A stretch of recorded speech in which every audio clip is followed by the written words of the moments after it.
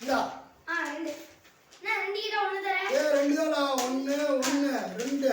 ரெண்டா? சரி 4 தான். 4 வேணுமா? போ. 2 வேணுமா? 4 வேணுமா?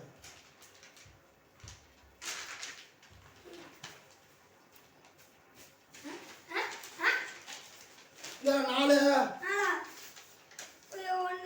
2 3 4.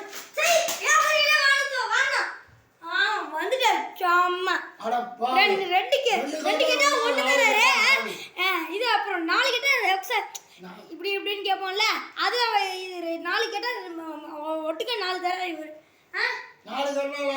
வயசாகுதா? அவன் தாத்தா நாளை வயசாகும்.